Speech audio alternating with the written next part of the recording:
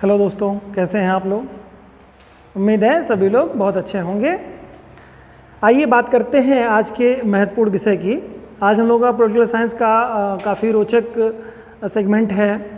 राजनीतिक दलों के बारे में, भारत में राजनीतिक दलों के बारे में हम लोग देखेंगे कि भारत में कैसे राजनीतिक दल हैं, किस किस विचारधारा के हैं। अक्सर आप लोग सुनते होंगे दक्षिणपंथी, वामपंथी विचारधारा, उदारवादी विचारधारा के राजनीतिक दल कौन कौन से हैं भारत में, वो देखेंगे हम लोग।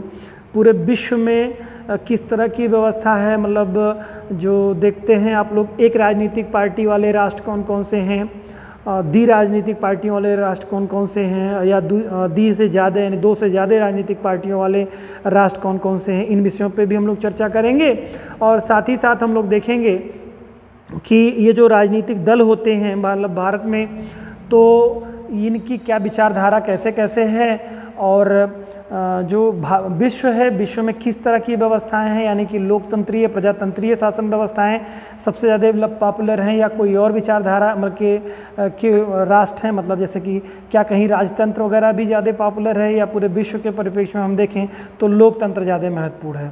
इन सब पहलुओं पे चर्चा करेंगे। ये आपकी एक समझ विकसित करेगा और आपको प्री और मेंस दोनों के दृष्टिकोण से काफ़ी महत्वपूर्ण होगा। पॉलिटी का काफ़ी कुछ सेगमेंट हम लोग पढ़ चुके हैं बच्चों। आगे भी जो भी महत्वपूर्ण चीज़ें हैं वो अलगाववाद है, दबाव समूह है, इस तरह की तमाम सारी चीज़ें हम लोग पॉलिटी में जानेंगे, जिससे कि हमारी एक समझ विकसित होगी। और उम्मीद करता हूँ ये आप लोगों के लिए बहुत उपयोगी होगा। जितने भी वीडियो हैं कृपया उसको देख लीजिए आप लोग। आपको एक समझ हो जाएगी कि स्टार्टिंग से लेकर के कैसे पढ़ना है हमको। 22 भागों के बारे में, उनके सारे चीज़ों का उल्लेख इसमें किया गया है, तो आप लोग इसको सीरियसली बहुत अच्छी तरीके से देखिए। आइए स्टार्ट करते हैं भारत में राजनीतिक दलों के बारे में। भारत में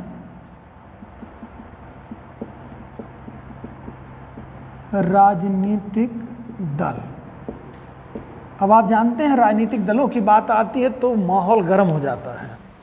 माहौल गर्म हो जाता है तो भाई गर्म क्यों हो जाता है माहौल। आप लोगों ने सुना होगा कि लोग लड़ाई झगड़े कर लेते हैं, मार पिटाई तक की नौबत आ जाती है। महाराष्ट्र में आप लोगों ने देखा, अभी केंद्रीय मंत्री महोदय ने कुछ कहा किसी और के बारे में। आप लोग समझ रहे होंगे मैं कहाँ की बात कर रहा हूँ, महाराष्ट्र की बात हो रही है। और आप लोग समझ गए होंगे किसने कहा और किसके परिपेक्ष में कहा। वहाँ पर देखिए हो गई, माहौल गर्म हो गया। दो राजनीतिक पार्टियाँ एक दूसरे के प्रति पदाक्षेप करने लगी। आप गलत, आप गलत, आप गलत, आप गलत। ठीक है, कौन सही कौन गलत मुझे नहीं पता, आपको ज़्यादा पता होगा मुझसे ज़्यादा, आप जानिएगा। लेकिन हो क्या गया, उसमें लड़ाई हो गई। उसके बाद में क्या हो गया, लोग क्या कह रहे हैं कि ये तो लोकतंत्र का हनन है और इस तरह की तमाम सारी बातें। अब बात करते हैं लड़ाई होती क्यों है और हो क्यों गई, इस विषय पर देखते हैं और समझते हैं राजनीतिक पार्टियाँ होती क्या हैं। देखिए, राजनीतिक और आर्थिक विचारधारा जो व्यक्तियों की होती है सबकी भिन्न भिन्न है। समाज को लेकर के, आर्थिक दृष्टिकोण को लेकर, राजनीतिक दृष्टिकोण को लेकर के जो भी समाज के लोग हैं वो भिन्न भिन्न मतों में बटे हुए हैं। इसमें से एक विशेष राजनीतिक या आर्थिक विचारधारा को ध्यान में रखते हुए अगर लोगों के द्वारा किसी संगठन का निर्माण होता है तो वही राजनीतिक पार्टी होती है, राजनीतिक दल होता है। उसका एक उस विचारधारा के संपूर्ण लोग उससे जुड़ते हैं, यानी कि राजनीतिक, आर्थिक या सामाजिक जो विचारधारा है, मूल से यहाँ पे राजनीतिक और आर्थिक ही आप इसमें ध्यान रखेंगे, आधार को बनाते हुए एक सोच जो होती है, राजनीतिक सोच हमारी क्या है, कैसा क्या होना चाहिए राजनीति में, वो विचारधारा हमारी क्या है। ठीक है, जैसे मान लो हम लोग हैं, हम लोकतंत्र के पसंद करने वाले लोग हैं। कुछ लोग ऐसे हैं जो लोकतंत्र को कम पसंद करने वाले लोग हैं, लोकतंत्र में ज़्यादा विश्वास नहीं करते हैं चीज़ों को लेकर के, है ना, तो वो दूसरी मांग करते रहते हैं। आप लोगों ने देखा होगा नक्सलवाद है, या आप पंजाब में देखिए खालिस्तान वगैरह की अलग राष्ट्र की मांग, तमाम सारी ऐसी विचारधाराओं का सब मेल होता है। तो यहाँ पर राजनीतिक और आर्थिक विचारधाराएं, समान विचारधाराओं को ध्यान में रखते हुए अगर किसी राजनीतिक पार्टी का लोग मतलब एक एकत्रित होते हैं, फिर उसके बाद किसी राजनीतिक पार्टी का निर्माण करते हैं, या निर्मित कोई राजनीतिक पार्टी हो उसमें वो शामिल हो जाते हैं, उस विचारधारा में शामिल होते हैं, तो वही एक तरह से कहिए राजनीतिक विचारधारा हो जाती है, या राजनीतिक दल। इस तरह के लोग मिल करके किसी राजनीतिक दल का निर्माण करते हैं, वही राजनीतिक दल हो जाता है। ठीक है, तो समझ गए होंगे आप लोग कि उसमें क्या होता है, उनकी एक अपनी सोच, उनकी अपनी जो विचारधारा होती है, एक्चुअल में वो उस विचारधारा में आप देखने को मिलेगा। अब आप अभी जानेंगे आज कि आप कांग्रेस की क्या विचारधारा है, भाजपा की क्या विचारधारा है, मार्क्सवादी कम्युनिस्ट पार्टी की क्या विचारधारा की जो पार्टियां उनकी क्या विचारधारा हैं, इनके बारे में भी हम लोग देखेंगे। तो ये तो हो गई बात हम लोगों की राजनीतिक दल के बारे में।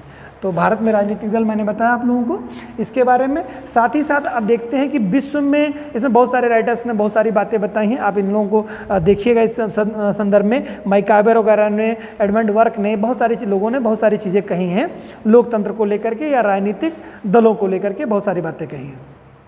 अब सवाल पैदा होता है कि विश्व में जो विश्व समुदाय है इसमें कितने तरह के राजनीतिक दल हैं, कितने प्रकार के राजनीतिक पार्टी, मतलब राजनीतिक दल ना कहिए, इसमें से किस एक तरह से कहिए कि कौन सी व्यवस्था यहाँ वर्क करती है, यानी कि प्रजातंत्र है, यानी कि लोकतंत्रीय व्यवस्था है, या यहाँ राजतंत्रीय व्यवस्था पूरे विश्व में सबसे ज़्यादा क्या है। तो सबसे ज़्यादा आप समझ लीजिए कि वर्तमान समय में जो व्यवस्था है, जो विविध जो स्वरूप है प्रजातंत्र के, उसमें अगर हम लोग देखें तो मैं कह रहा था आप लोगों को कि मतलब जो प्रजातंत्र है ये सबसे महत्वपूर्ण एक तरह से कहिए है कि पूरे विश्व में सबसे पॉपुलर यही व्यवस्था है। राजतंत्र एक तरह से कहिए सब जगह समाप्त हो चुका है। कहीं पर अगर कुछ रूप में दिखाई देता है तो वो सिर्फ मात्र नाम मात्र के लिए ही है, यानी राष्ट्र प्रमुख उनका सिर्फ नाम मात्र का है, बाकी सारी व्यवस्था लोकतंत्रीय दृष्टिकोण से चलती है। तो पूरा विश्व अगर हम देखें तो पूरा विश्व ऐसा कोई नहीं है जहाँ पर राजतंत्र हो। एक नेपाल था जो कि वहाँ पर भी आंदोलन होने के बाद में समाप्त कर दिया गया, यानी विश्व का कोई ऐसा राष्ट्र नहीं है जहाँ पर आप ये कहिए कि जहाँ पे राजतंत्र है। सभी जगह पे लोकतंत्र है। लोकतंत्र के स्वरूप अलग हैं, उन पर भी हम लोग आगे चर्चा करेंगे। तो लोकतंत्र अगर देखें तो दो तरह का होता है। एक तो होता है आपका प्रत्यक्ष लोकतंत्र और दूसरा होता है अप्रत्यक्ष लोकतंत्र। तो एक होता है प्रत्यक्ष और दूसरा होता है अप्रत्यक्ष लोकतंत्र। ठीक है। अब प्रत्यक्ष लोकतंत्र जो है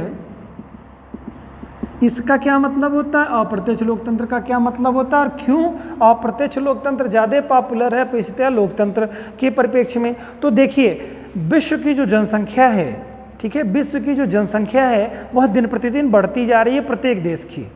कोई भी कंट्री, जैसे भारत ही देख लीजिए, 125 करोड़ आबादी का जो है, 125 अरब आबादी का जो है, आप देखते हैं आबादी हमारे यहाँ हो चुकी है 1.25 अरब से भी ज़्यादा। कुछ दिनों में हम लोग शायद कुछ आगे के वर्षों में देखेंगे तो लगभग 1.5 अरब की आबादी हम लोगों के यहाँ हो जाएगी। बहुत ज़्यादा जनसंख्या बढ़ रही है। तो सवाल हम बात क्यों कर रहे हैं इसमें प्रत्यक्ष अप्रत्यक्ष लोकतंत्र में, जिन राष्ट्रों में जनसंख्या घनत्व तो कम है, जनसंख्या कम है, वहाँ पर अगर आप देखेंगे तो प्रत्यक्ष लोकतंत्र आपको दिखाई देगा। और जहाँ पर जनसंख्या ज़्यादा, जैसे भारत है, चीन है, ये सब जो आपके हैं ये कंट्रीज़ क्या होते हैं। इसके अलावा अगर आप बात करते हैं, आप अमेरिका की बात करें या आप ब्राज़ील की बात करें या आप इंडोनेशिया की बात करें, आप रसिया की बात करें, किसी भी राजनीतिक पार्टी की बात, मतलब किसी भी कंट्री की बात करेंगे तो वहाँ पर देखेंगे आप लोग ये बड़े जनसंख्या वाले कंट्री हैं। तो यहाँ पर क्या हो जाता है, आपका जनसंख्या का घनत्व क्या होता है, जनसंख्या जो है बहुत ज़्यादा होती है। क्या होती है, जनसंख्या ज़्यादा होती है। तो यहाँ पर प्रत्यक्ष रूप से, प्रत्यक्ष लोकतंत्र का क्या मतलब होता है पहले ये समझ लीजिए, अप्रत्यक्ष लोकतंत्र का क्या मतलब होता है।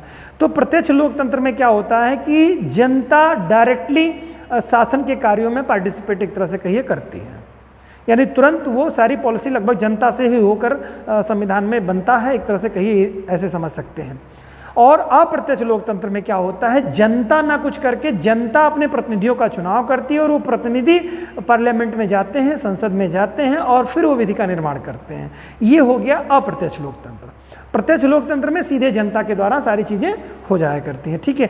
तो विश्व में अगर आप देखेंगे तो स्विट्जरलैंड ही एकमात्र ऐसा राष्ट्र बचा हुआ है जहां पर प्रत्यक्ष लोकतंत्र है, और भी बहुत एक छोटे कंट्री आपको दिखाई देंगे। बाकी सब जगह पर क्या है,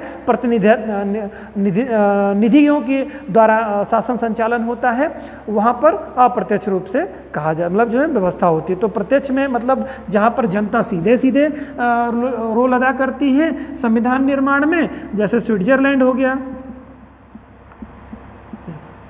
ठीक है। इसके अलावा अप्रत्यक्ष लोकतंत्र में देखेंगे सबसे बड़ा उदाहरण ले लेंगे, जैसे भारत हो गया, आपका चीन हो गया, ये सब जो हो गए ना बड़े बड़े कंट्री तमाम सारे जो देखेंगे ये अप्रत्यक्ष लोग, क्योंकि हम लोग देखिए जो चुनाव लड़ते हैं, मतलब सॉरी चुनाव हमारे यहाँ जो सांसद लोग लड़ते हैं वो क्या करते हैं, राजनीतिक पार्टियों के नाम पर वो चुनाव लड़ते हैं और चुनाव जीतते हैं और फिर पार्लियामेंट में जाते हैं और फिर वो सदन में सारी कार्रवाई करते हैं। तो प्रत्यक्ष लोकतंत्र का मतलब हो गया कि जो डायरेक्ट जनता के द्वारा हो, मतलब उसमें शासन के संचालन में जनता का एक तरह से रोल कहिए हो ज़्यादातर, और जहाँ पर एक तरह से जैसे कहते हैं ना कि अब स्विट्जरलैंड वगैरह में क्या व्यवस्था है बच्चों, स्विट्जरलैंड वगैरह में है कि वहाँ पर एक 7 सदस्यीय टीम है जो कि वो एक तरह से कहिए एक कोर कमेटी के रूप में कार्य करती है, और वही 7 व्यक्ति ही शासन संचालन में भाग लेते हैं, वही राष्ट्र का प्रतिनिधित्व करते हैं। और जनता वहाँ पर क्या होती है, कोई भी आंदोलन होता है तो आंदोलनों के माध्यम से अपनी बात को कहती है और आंदोलनों के माध्यम से कानून बन जाता है। जैसे अब आप देखेंगे जो कानून बनते हैं 2 तरीके से बनते हैं। एक तो होता है क्या कि जनता के द्वारा पार्लियामेंट को, जैसे आप देखेंगे जनता यानी पब्लिक के द्वारा पार्लियामेंट को कोई चीज़ जाए, जैसे अभी आप लोगों ने देखा कि किसान बिल को लेकर के हमारी पूरी जनता क्या सड़कों पे आ गई, ठीक है। इसके अलावा में एनआरसी के मुद्दे को लेकर के आप देख लीजिए, उसमें जो है बहुत बड़ा एक समुदाय जो है बहुत बड़े पैमाने पे स्ट्राइक पे बैठा रहा बहुत लंबे समय तक। तो वहाँ पर क्या होता है, अगर जनता बहुत हट कर ले, ठीक है, और उसके बाद में पार्लियामेंट को यानी संसद को या कहिए सरकार को, अब सरकार मतलब देखिए संसद में सरकार ही तो होगी भाई, तो सरकार को वो बात माननी पड़े, तो वही हो गया कि जनता के द्वारा हो जाती है चीज़ें। वैसे क्या होता है, नॉर्मली सरकार कानून बनाती है किसके लिए, जनता के लिए बनाती है। तो ये क्या होता है, जो प्रत्यक्ष लोकतंत्र होता है वहाँ पर क्या जनता का रोल ज़्यादा महत्वपूर्ण होता है। किस लिहाज में, कोई भी चीज़ अगर स्ट्राइक कर देती है तो सरकार को बात माननी पड़ती है। तो यानी कानून 2 तरीके से बनते हैं, एक जनता के थ्रू पार्लियामेंट में जाते हैं, यानी जनता एक तरह से कहिए बनवा देती है, बना देती है। बना देने का सेंस यहाँ पे होगा उनको बाध्य कर देना, नहीं कि बना देना, जनता के द्वारा बना देना। दूसरी व्यवस्था में क्या होता है, सरकार कानून बना देती है और जनता के पास चला आता है, जनता को जाता है सीधे, ठीक है। तो मोस्टली हम लोगों का क्या होता है कि जो हमारे जो प्रतिनिधि हैं वो हमारे प्रतिनिधि चुन करके पार्लियामेंट में जाते हैं और जनता के लिए कानून बना देते हैं, और कानून बना देने के बाद वो लागू हो जाए। जैसे किसान बिल को ही लेकर के देखिए बन गया कानून, अब जनता उससे नाखुश हो गई, सड़कों पर आ रही है, सरकार उस पर डिस्कशन चल रहा है। देखिए आगे की रणनीति में क्या होता है। तो ये एक व्यवस्था है कि मतलब कार्यों को करने के लिए जनता का। तो प्रत्यक्ष लोकतंत्र आप लोग समझेंगे, और अप्रत्यक्ष लोकतंत्र भी आपको समझ में आ गया, जहाँ पर मतलब जो है सीधे एक बार प्रतिनिधि आप 5 वर्ष के लिए चुन दिए हैं, फिर दोबारा आप उसको 5 सालों के लिए आप उनको हटा नहीं सकते हैं। आप वो 5 साल आपका प्रतिनिधित्व करेंगे और उनका प्रतिनिधित्व ये माना जाएगा कि आपकी जनसंख्या, मान लो उत्तर प्रदेश में जैसे आपके 80 सांसद हैं, अगर ये लोकसभा में 80 सांसद गए और किसी चीज़ को मतलब समर्थन करें, मान लो किसान बिल को ही लेकर के, सरकार का वो पूरी तरह से 80 सांसद जो हैं वो कह रहे हैं कि नहीं बहुत अच्छा है, मतलब वो इसके विरोध में नहीं है, तो इसका मतलब माना जाएगा पूरी उत्तर प्रदेश की जनसंख्या इसके समर्थन में है, ये माना जाएगा। भले ही आप देखेंगे एक बड़ा तबका जो है स्ट्राइक पे जा रहा है, आंदोलनरत है, तो उसका ये मतलब नहीं, चूंकि आपने प्रतिनिधि दे दिया 5 साल के लिए, आपकी रिस्पॉन्सिबिलिटी कंप्लीट हो गई, खत्म हो चुकी। आपको मतदान करने से पहले, अपना प्रतिनिधि चुनने से पहले सोचना चाहिए था, क्योंकि प्रतिनिधि जब भी चुनाव लड़ता है और आता है तो वो अपने एजेंडे लेकर के आता है और उन एजेंडों के आधार पर वो अपना आगे कार्य करता है। तो वो इस नाते माना जाता है कि पूरी जनता उत्तर प्रदेश की जनसंख्या 80 सांसदों ने समर्थन किया, तो इसका मतलब उत्तर प्रदेश की जनसंख्या ने समर्थन किया। समझ गए होंगे बात को आप लोग। तो यहाँ पे अप्रत्यक्ष रूप से लोकतंत्रीय व्यवस्था हमारे यहाँ बनी रहती है, ठीक है। प्रत्यक्ष और अप्रत्यक्ष रूप में ये अंतर आता है। अब सवाल पैदा होता है कि आधुनिक लोकतंत्र में राज्यों के विचारधारा के आधार पर कितने प्रकार से बांटा गया है। तो आधुनिक जो लोकतंत्र है उसको विचारधारा के आधार पर 4 तरह की विचारधाराओं का बांटा गया है। 4 तरह की विचारधाराएं उसमें हैं। पहली और दूसरी और तीसरी और चौथी विचारधारा को हम लोग देखेंगे तो पहला हम लोगों का होता है प्रतिक्रियावादी, यानी लोकतंत्र को, ठीक है, विचारधारा के आधार पर 4 भागों में बांटा गया है, ठीक है। 4 इसके क्लासिफिकेशन किए गए हैं। किस आधार पर? विचारधारा के आधार पर 4 प्रकार के राजनीतिक दल होते हैं। किस आधार पर? विचारधारा के आधार पर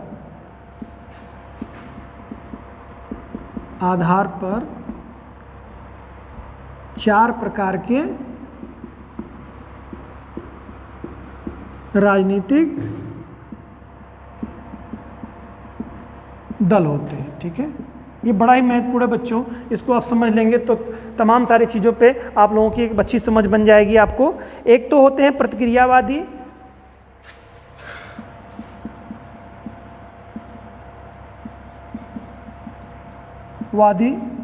राजनीतिक दल, दूसरे होते हैं रूढ़िवादी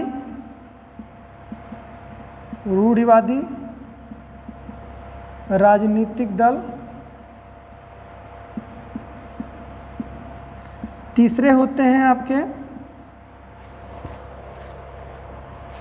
जिसमें आप देखेंगे कि इसमें आपको एक तरह से कहिए कि वे चीज़ें दिखाई देंगी है कि एक लिबरल आपको दिखेगा, उदारवादिता दिखेगी, उदारवादी राजनीतिक दल दिखेंगे और उदारवादी और सुधारवादी राजनीतिक दल आपको दिखाई देंगे बच्चों।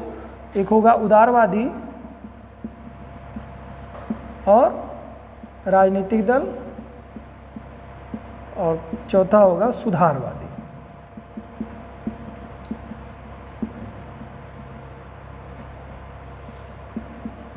राजनीतिक दल, ये ध्यान रखिएगा। तो 4 प्रकार के हमारे राजनीतिक दल मतलब पूरे विश्व समुदाय में बांटे गए हैं। 4 प्रकार के राजनीतिक दल होते हैं। एक तो होता है प्रतिक्रियावादी, ठीक है, और दूसरे रूढ़िवादी, तीसरे उदारवादी और चौथे सुधारवादी। अब आपको ये जानने को मिलेगा कि कौन सी राजनीतिक पार्टी किस विचारधारा की है और किसका एजेंडा कैसा होता है, इसको आपको समझने का बड़ा अच्छा सा अवसर मिलेगा। तो प्रतिक्रियावादी आप इसको संक्षेप में समझें तो प्रतिक्रियावादी और रूढ़िवादी दोनों लगभग एक जैसे आपको दिखाई देंगे। पहले हम लोग समझते हैं तब फिर इसके बारे में देखते हैं। प्रतिक्रियावादी क्या होते हैं कि ये मानते हैं कि जो रूढ़िवादिता, जो परंपराएं शुरुआती दौर से चली आ रही हैं उनमें कोई फेरबदल ना हो, यानी पुरानी व्यवस्था को कायम रखना प्रतिक्रियावादी विचारधारा की राजनीतिक पार्टियों का, यानी पुराने सिस्टम को ही वो लागू करने का भरसक प्रयास करती हैं। यानी राजतंत्र जो था, उस तरह की व्यवस्थाएं जो थी, यानी समाज की जो पुरानी चीज़ें हैं वो एज इट इज़ ही बनी रहें, जो ओल्ड टाइम में थी उसमें कोई परिवर्तन ना किया जाए। ठीक है, तो ये तो हो गया प्रतिक्रियावादी राजनीतिक पार्टियां हो गई। रूढ़िवादी राजनीतिक पार्टियां कौन सी होती हैं? वे राजनीतिक पार्टियां जिनमें जो सिस्टम चल रहा है, मतलब वर्तमान समय में जो सिस्टम चल रहा है उसमें कोई फेरबदल नहीं होना चाहिए। जो वर्तमान समय का सिस्टम है उसमें जो सामाजिक राजनीतिक संरचना जो है उसमें कोई फेरबदल नहीं होना चाहिए, वो उसे क्या कहते हैं? रूढ़िवादी दल। रूढ़ी यानी रूढ़ी मतलब क्या होता है कि जो परंपरा उसी के मतलब उसी के हिसाब से कार्य करना, तो रूढ़िवादिता। ठीक है, समझ रहे हैं बात को? तो जो है सिस्टम उसको वैसे बने रहना, ये हो गया आपका रूढ़िवादी। प्रतिक्रियावादी यानी पुरानी व्यवस्थाओं को ही बनाए रखना प्रतिक्रियावादी। तो कुल मिला जुला के दोनों का सेंस एक ही आएगा, यानी कि कहिए कि पुरानी परंपराओं को जीवित रखना, दोनों का सेंस एक ही हो गया। यानी प्रतिक्रियावादी और रूढ़िवादी लगभग बहुत ज़्यादा इसमें डिफरेंसेस नहीं आते हैं। ये एक विचारधारा की राजनीतिक पार्टियों में आज के स्वरूप में दिखाई देगा। ठीक है, दूसरी चीज उदारवादी पार्टी जो राजनीतिक दल होते हैं, इनमें क्या होता है? ये जो वर्तमान स्वरूप है उसमें मॉडर्नाइजेशन करना चाहते हैं, समय के साथ जो परिवर्तन है उसको कर लो। ठीक है, यानी कि इसको समय के साथ इसमें परिवर्तन की मांग करते रहते हैं, उस परिवर्तन को स्वीकार करते हैं ये। ठीक है, परिवर्तन जैसे मान लो पहले क्या है, बालिकाओं को नौकरी और शिक्षा में उतना अधिकार राइट नहीं था, अभी क्या है कि उनको नौकरी और शिक्षा में समान रूप से अधिकार दिया गया है, और बल्कि उनको बढ़ चढ़ करके और उसमें भागीदारी बढ़ाई जा रही है। जैसे एयरफोर्स में हमारे यहाँ महिलाएं जा रही हैं, बच्चियाँ जा रही हैं, आर्मी के सेक्टर में जा रही हैं, हर फील्ड में हमारे यहाँ महिलाओं का बढ़ चढ़ करके प्रतिनिधित्व बढ़ता ही जा रहा है। तो ये जैसे ये क्या है, एक स्वरूप है। और पहले मतलब एक तरह से कहिए ये आपका उदारवादी दृष्टिकोण है। पहले क्या था कि नहीं, महिलाएं आर्मी में नहीं जाएंगी, फोर्स में नहीं जाएंगी, पहले जो विचारधारा तो इस तरह से मैंने रूढ़िवादी था कि नहीं, कोई ऐसा नहीं होना चाहिए। तो समझ रहे हैं बात को? तो ये परिवर्तन जो होता है, यानी कि जो समय के साथ परिवर्तन को स्वीकार करे, वह क्या उदारवादी दल हो जाएगा। ठीक है, और सुधारवादी दल जो कहते हैं वो पूरी तरह से व्यवस्था ही परिवर्तित करने चाहते हैं। अब उनका तर्क ये होता है कि ये बिल्कुल गलत है, इसको हटाओ फिर ये लाओ, यानी पुरानी परंपराएं, पूरा रीति रिवाज को उसको खंडित करते हैं, वो उसका खंडन करते हैं, और नई व्यवस्था को लाने के लिए, नए प्रयोग को लाने के लिए वो उतारू रहते हैं। हम नए प्रयोग का मतलब ये नहीं कि अच्छा नहीं लग रहा है नया ले आओ, उनका एक तर्क होता है अपने आधार पर जो सिस्टम का विरोध करते रहते हैं। ठीक है, उस विरोध करने के बाद में उसमें लेकर के आते हैं। तो आप उम्मीद है कि समझे होंगे इस बात को कि सुधारवादी के अंतर्गत मतलब क्या व्यवस्था आती है, यानी कि व्यवस्था में परिवर्तन, यानी कि ये बिल्कुल चेंजिंग लाना चाहते हैं कि नए मॉडर्नाइजेशन मॉडर्नाइजेशन करो। जैसे अभी आप देखेंगे केरला वगैरह में है वामपंथी, जितनी विचारधारा है वामपंथियों को आप देखेंगे तो लोग उनको मतलब बुरा मानते, वो ये मानते हैं आप जमींदारी व्यवस्था को पूरी तरह से उन्मूलन करके, उन लोगों ने जैसे बंगाल से स्टार्ट ही हुआ था इसका, आप इसमें देखेंगे केरला वगैरह में ये सत्ता को परिवर्तित करना चाहते हैं कि अभी इस बार जमींदारों ने जो जैसे व्यवस्थाएं जो शासन संचालन करते थे चीज़ें थी तो उनको परिवर्तन करो और श्रमिकों को आगे बढ़ाओ, मतलब इस तरह की तमाम सारी चीज़ें हैं। आप इसको पढ़िएगा तो समझ में आएगा आपको। यानी ये पूरी व्यवस्था को ही परिवर्तित कर देना चाहते हैं, उसको दोषपूर्ण बताते हुए, यानी कि दोषपूर्ण व्यवस्था को उजागर करते हैं, जो व्यवस्था चल रही होती है उसके दोष को उजागर करते हैं और उस पूरी व्यवस्था को बदलने की बात करते हैं। समझ में आया कि सुधारवादी, यानी सुधार का मतलब यानी कि व्यवस्था जो गड़बड़ है उसका तर्क भी उनके पास होता है, वो तर्क व्यवस्था के आधार पर बताते हैं ये गलत है, इसको परिवर्तित कर देना चाहिए। ठीक है, तो ये आ जाते हैं आपके सुधारवादी दल के। उदारवादी में जो समय के साथ थोड़ा बहुत परिवर्तन कर लिया जाए। ठीक है, तो अब देखेंगे कि ये प्रतिक्रियावादी और रूढ़िवादी के अंतर्गत कौन कौन आता है और कौन कौन सी राजनीतिक पार्टियां हैं। तो हमारे यहाँ देखेंगे रूढ़िवादी, और एक बात ये जान लीजिए, इन्हीं राजनीति जो रूढ़िवादी या प्रतिक्रिया वाली विचारधारा को जो पोषक लोग होते हैं इन्हीं को ही कहा जाता है दक्षिणपंथी, दक्षिणपंथ या दक्षिणपंथी विचारधारा। ठीक है, दक्षिणपंथी विचारधारा, समझ गए होंगे बेटा आप लोग। दक्षिणपंथी विचारधारा, दक्षिणपंथी विचारधारा के लोग जो होते हैं, यानी कि कहीं पे भी आपने ये देखा कुछ दिनों पहले ऑस्ट्रेलिया में एक गोली कांड हुआ, चर्च में एक जो है व्यक्ति जाता है और गोली चला देता है, बहुत सारे लोग वहाँ पे मारे जाते हैं। तो उसमें एक विचार आता है, तो वहाँ के जो प्रधानमंत्री महोदय रहते हैं ऑस्ट्रेलिया के, तो उन्होंने स्टेटमेंट दिया, उसमें बोला कि वो व्यक्ति जो था वो मानसिक रूप से थोड़ा सा विक्षिप्त था और उसने मतलब वो दक्षिणपंथी विचारधारा का पोषक था। तो वहाँ पर एक न्यूज़ सुनने में आया दक्षिणपंथी विचारधारा, यानी कि एक रूढ़िवादी था, एक तरह से कहीं रूढ़िवादी दृष्टिकोण से ग्रसित व्यक्ति। ठीक है, तो दक्षिणपंथी विचारधारा के लोग, तो दक्षिणपंथी विचारधारा आप समझ गए होंगे। उदारवादी विचारधारा यानी कि समय के साथ जो परिवर्तन वाली विचारधारा के लोग रहते हैं, इनको आप एक तरह से यह भी कह सकते हैं कि इनका जो व्यवहार होता है बहुत ही सरल होता है। इनको केंद्रीय विचारधारा भी कहते हैं, इसको केंद्रीय विचारधारा वाले, यानी कि केंद्र में जो चल रहा है उस विचारधारा को ध्यान में रखते हुए कार्य में अपने कार्यों को संचालित करना, केंद्रीय विचारधारा का आधार भी उसको आप कह सकते हैं। ठीक है, और जो सुधारवादी आपको इसके अलावा जो मिलेगा आपको, वो आपके हो जाते हैं, यही होते हैं वामपंथी विचारधारा, वामपंथी विचारधारा।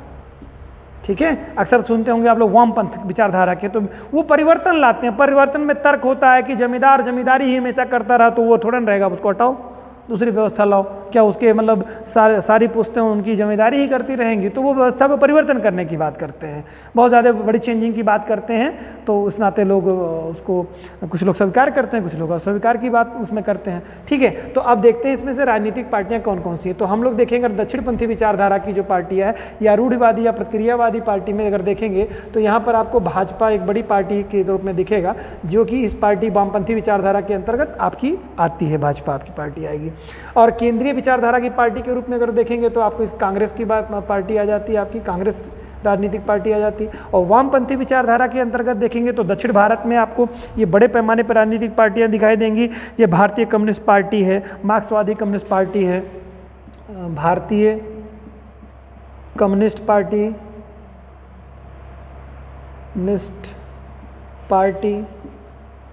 ठीक है, भारतीय कम्युनिस्ट पार्टी, ये सब तमाम सारी जो पार्टियां हैं ये आपकी राजनीतिक पार्टियां, ये वामपंथी विचारधारा वाली हैं। ठीक है, भारतीय कम्युनिस्ट पार्टी हो गई, मार्क्सवादी कम्युनिस्ट पार्टी हो गई, ये सब आपकी जो पार्टियां हैं, मार्क्सवादी कम्युनिस्ट पार्टी, ठीक है, भारतीय कम्युनिस्ट पार्टी, ये जो आपकी है ये वामपंथी विचारधारा की पार्टियां हैं। ये लोग क्या करना चाहती हैं? ये व्यवस्था को परिवर्तित करना चाहती हैं। ठीक है, अब आप उससे अपना पढ़िएगा, देखिएगा कि राजनीतिक विचारधारा की कौन कौन से राजनीतिक पार्टी वामपंथी विचारधारा की हैं और वामपंथी विचारधारा की तो उनकी क्या विचारधाराएँ हैं। उसके आप इसमें एक सिद्धांत आपको समझने का आएगा दक्षिणपंथी। अब आप ये कॉन्सेप्ट आपको समझने से ये फ़ायदा होगा बच्चों कि अब आपको कोई भी चीज़ पढ़ने में थोड़ी आसानी होगी। उनके जो मैनिफेस्टो हर राजनीतिक पार्टियों के होते हैं उनके मैनिफेस्टो आप पढ़िएगा तो आपको ये चीज़ें स्पष्ट होंगी कि वास्तव में कौन सी राजनीतिक पार्टी क्या है। कुछ लोग होते हैं रूढ़िवादी परंपराओं के आधार पर चलते हैं, जिनके बारे में मैंने बताया आपको। रूढ़िवादी यानी दक्षिणपंथी विचारधारा वाले जो व्यवस्था में परिवर्तन को स्वीकार करते हैं। उदारवादी या कहिए केंद्रीय राजनीतिक दल के रूप में, केंद्रीय पार्टी के रूप में उनको देखा जाता है, वो कांग्रेस के रूप में आपको देखने को मिलता है। फिर वामपंथी विचारधारा यानी कि व्यवस्था को परिवर्तन करने वाले मार्क्सवादी कम्युनिस्ट पार्टी आप देखेंगे, उसमें से भारतीय कम्युनिस्ट पार्टी, ये सब जो आपकी आपको व्यवस्था के बारे में आपको पता चलेगा इसके बारे में। साथ ही साथ अब हम लोग देखने के प्रयास करते हैं कि विश्व जो हमारा है इसमें हमारे विश्व में कुल मुख्यतः कितने प्रकार के राजनीतिक दल होते हैं, मतलब दलीय प्रणाली कितनी पॉपुलर है, मतलब एक दलीय प्रणाली, द्विदलीय प्रणाली, त्रिदलीय प्रणाली की जो व्यवस्था है राजनीतिक पार्टियों की वो कहाँ पर कितनी प्रचलित है उसके बारे में भी थोड़ी चर्चा करते हैं। तो कुल 3 तरह की व्यवस्थाएँ आती हैं। मैंने आपको बताया एक दलीय व्यवस्था वाले राजनीतिक पार्टी वाले कंट्री कौन कौन से हैं, कौन कौन से, एक दलीय शासन प्रणाली वाले राष्ट्र, एक दलीय, द्विदलीय और त्रिदलीय, या त्रिदलीय ना कहिए कि मतलब इनसे अधिक, तो एक दलीय एक तरह से कहिए एक दलीय शासन प्रणाली वाले, एक दलीय शासन प्रणाली वाले देश, ठीक है, और दूसरा है आपको द्विदलीय शासन प्रणाली वाले देश, और बहुदलीय कह सकते हैं इसको, ठीक है। तीसरे को आप बहुदलीय व्यवस्था भी कह सकते हैं, ठीक है, तीसरे को बहुदलीय व्यवस्था भी कह सकते हैं, बहुदलीय शासन प्रणाली, बहुदलीय शासन प्रणाली, या सीधे प्रणाली लिख लीजिए, कोई जरूरी नहीं देश लिखें वाले देश लिखें, ऐसा ये ना करें, ठीक है, ऐसे भी कर सकते हैं। इसका क्या मतलब होता है बेटा, एक दलीय शासन प्रणाली वाले देश, द्विदलीय शासन प्रणाली वाले देश, बहुदलीय शासन प्रणाली वाले देश। इसका मोटिव सिर्फ इतना है बच्चों कि किसी राष्ट्र में आप देखेंगे कि वहाँ पर एक ही राजनीतिक पार्टी होती है, वही, और ये सारे देखिए ये सारे जो दलीय व्यवस्था है किसके बारे में बता रहा है, ये सब कुछ बता रहा है लोकतंत्र के बारे में, लोकतंत्र या प्रजातंत्रीय व्यवस्था के बारे में बता रहा है। सबके यहाँ लोकतंत्र से ही चुनाव होगा, सबके यहाँ लोकतंत्र, यहाँ पर एक दलीय शासन व्यवस्था वाले भी लोकतंत्रीय चुनाव होगा, यानी जनता उसे चुनेगी, और द्विदलीय में भी जनता चुनेगी और बहुदलीय में भी जनता चुनेगी। जैसे भारत बहुदलीय जनसंख्या वाले देशों में आता है, जापान आता है, ऐसे बहुत सारे कंट्री अभी बार चर्चा करेंगे हम लोग। तो बहुत सारे कंट्रीज में क्या होता है, इसमें अंतर क्या होता है, डिफरेंसेस क्या है। जैसे किसी राष्ट्र में एक ही राजनीतिक पार्टी हो, किसी राष्ट्र में 2 राजनीतिक पार्टी हो, जैसे अमेरिका देखते हैं, ब्रिटेन में देखते हैं, आप यहाँ पे 2 राजनीतिक पार्टियों के चुनाव। डेमोक्रेटिक आप देखते हैं, जैसे अभी आप इसके डोनाल्ड ट्रंप को देखा आप लोगों ने, डोनाल्ड ट्रंप थे, उसके पहले बराक ओबामा थे, ठीक है। इसके बाद इस समय कौन है आपके, वाइडेन साहब हैं, वाइडेन है, ठीक है, जो वार्डन ये आपके हैं वाइडेन। तो ये क्या है, राजनीतिक पार्टियों में देखेंगे तो पहले अगर बराक ओबामा की बात करते हैं हम लोग, तो बराक ओबामा में देखेंगे तो डेमोक्रेटिक पार्टी के थे उम्मीदवार वो, फिर रिपब्लिकन के ऐसे देखेंगे आपको, तो राजनीतिक पार्टियां वहाँ पे 2 ही आपको राजनीतिक पार्टियां देखने को मिलेंगी। तो ये सत्ता इसी रूप में परिवर्तित होती रहती है, वहाँ पर 2 राजनीतिक पार्टियां, जनता का जो चुनाव होता है, जो प्रतिनिधि चुनते हैं वो 2 राजनीतिक पार्टियों के लोगों को चुनते हैं, ठीक है। और एक में क्या होता है, जैसे चीन है और रूस है, चीन और रूस 2 महत्वपूर्ण देश हैं, इनको थोड़ा ध्यान में रखिएगा, चीन और रूस। इसमें दिक्कत क्या आती है, एक दलीय शासन प्रणाली वाले कंट्री में, यहाँ पर क्या होता है, एक ही राजनीतिक पार्टी होती है, उस राजनीतिक पार्टी का ही उम्मीदवार होता है, दूसरी राजनीतिक पार्टी होती नहीं है। तो उस राजनीतिक पार्टी की जो विचारधारा होती है वो सब पे एक तरह से कहिए वहाँ की जनता पर एक तरह से कहिए थोप दी जाती है, वहाँ पर उनको चुनाव करने का कोई अवसर नहीं मिल पाता है कि किस विचारधारा के हैं, जो विचारधारा है उसमें से ही आपको चुनाव करना है। तो वहाँ पर क्या होता है, वहाँ की जनता को एक तरह से कहिए लोकतंत्र तो होता है, लेकिन वो स्वतंत्रता उस रूप में नहीं मिल पाती। ये खासतौर से साम्यवादी जितनी कंट्रीज़ हैं उनमें आपको देखने को बड़े पैमाने पे मिलेगा ही है, वहाँ पर एक ही राजनीतिक पार्टी। 2 बड़े उदाहरण मैंने आपको बताए, इसमें आप लोगों ने देखा, जिसमें से आपको चीन और रूस है। इसके अलावा अगर आप देखेंगे क्यूबा है, यूगोस्लाविया है, क्यूबा है, यूगोस्लाविया है, ठीक है। ये सब कंट्री जो आपके हैं ये काफ़ी महत्वपूर्ण कंट्री के रूप में आपको देखने को मिलेगा। कंबोडिया है, लाओस है, ये सब भी है इसमें, कंबोडिया, लाओस, ये सब सारे जो कंट्री हैं यहाँ पर एक राजनीतिक पार्टी, एक ही व्यक्ति होगा, उसी में से क्या उसी राजनीतिक पार्टी के दूसरे उम्मीदवार को आपको चुनने का अवसर मिलेगा। वैसे मोस्टली होता क्या है, जब कोई राजनीतिक पार्टी होती है तो उसका एक उम्मीदवार डिक्लेयर कर दिया जाता है, तो वहाँ दिक्कतें कम आती है, तो उन्हीं में से आपको चुनाव करना होता है। तो ये ध्यान रखिएगा कि एक दलीय व्यवस्था वाले कौन कौन से हो गए, कंबोडिया हो गया, लाओस होगा, क्यूबा, यूगोस्लाविया, रूस और चीन, यानी लगभग करीब में मैक्सिमम कंट्री जो साम्यवादी दृष्टिकोण रखने वाले वे कंट्रीज आपके हो गए। इसके अलावा द्विदलीय शासन व्यवस्था के अंतर्गत देखेंगे तो मैंने आपको बता ही दिया कि दो कंट्री आपको सबसे बड़े रूप में आपको देखने के सबसे अच्छे उदाहरण मिलेंगे, जो कि होगा ब्रिटेन एक होगा, ठीक है, दूसरा आपका होगा अमेरिका, इसके अलावा आपका ऑस्ट्रेलिया, इसके अलावा आपका न्यूजीलैंड। ये तमाम सारे जो है कंट्रीज जो आपके हैं ये द्विदलीय शासन व्यवस्था वाले हैं। इसके अलावा अगर आप देखेंगे तो आपका भारत हो जाएगा, बहुदलीय वाले में भारत हो गया, जापान हो गया, है ना। ये सब जो कंट्री आपके हैं ये बहुदलीय शासन व्यवस्था वाले हैं। इसके अलावा फ्रांस है, जर्मनी है, नीदरलैंड है ना, फ्रांस है, जर्मनी है, नीदरलैंड है और स्विट्जरलैंड है, ठीक है। ये तमाम सारे जो राजनीतिक पार्टी ये बहुदलीय व्यवस्था वाले हैं। तो इसमें क्या होता है कि एक से बहुत ज़्यादा दल होते हैं, तो इसमें सभी दलों का मैंने अभी आपको बताया सबकी विचारधारा होती है, कौन से दक्षिणपंथी विचारधारा, कौन वामपंथी विचारधारा, कौन उदारवादी विचारधारा के, सबके अलग अलग होते हैं। तो इनमें जहाँ पर दो द्विदलीय शासन प्रणाली वाले देश हैं, द्विदलीय शासन प्रणाली जहाँ पर है या बहुदलीय शासन प्रणाली है, वहाँ पर तो विचारधाराओं का मेल हो जाता है बच्चों। लेकिन अगर एक जहाँ दलीय शासन प्रणाली अगर होगी और वहाँ पर मान लो अगर दक्षिणपंथी विचारधारा की राजनीतिक पार्टी है, तो क्या करेगी, तो फिर वहाँ पर क्या होगा, वो जनता को मजबूरन उस माहौल में रहना होगा, है ना, वहाँ पर विचारधारा बदलने का अवसर नहीं मिल पाता है।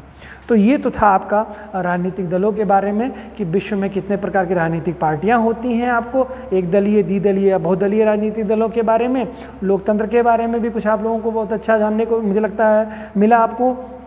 और इसके साथ आपकी एक समझ विकसित हुई होगी, दक्षिणपंथी, वामपंथी, उदारवादी यानी कि केंद्रीय पार्टी जो है, एक तरह से कहिए केंद्रीय विचारधारा की जो पार्टी है, इसके बारे में समझ में आ गया होगा आपको। उम्मीद है अब राजनीतिक पार्टियों के संदर्भ में आप अच्छे से समझ आपकी विकसित हुई होगी। आगे के दिनों में हम लोग देखेंगे, आगे की क्लास में हम लोगों को देखना है अब इसी के क्रम में कि कौन सी राजनीतिक पार्टी को राज्य स्तर की पार्टी के लिए क्या मानक उसके निर्धारित किए गए हैं, फिर केंद्रीय स्तर की जो राजनीतिक पार्टी होगी उसके लिए क्या मानक निर्धारित किए गए हैं। ये चुनाव आयोग जो मानक निर्धारित करता है इसके क्या क्या मानक है, कोई राजनीतिक पार्टी कब राज्य स्तर की राजनीतिक पार्टी हो जाएगी और कब कोई राजनीतिक पार्टी राष्ट्रीय स्तर की राजनीतिक पार्टी हो जाएगी, इसका मानक आपको देखना हो, मतलब जानने को मिलेगा। नेक्स्ट वीडियो में हम लोग मिलेंगे इसी के साथ में। धन्यवाद।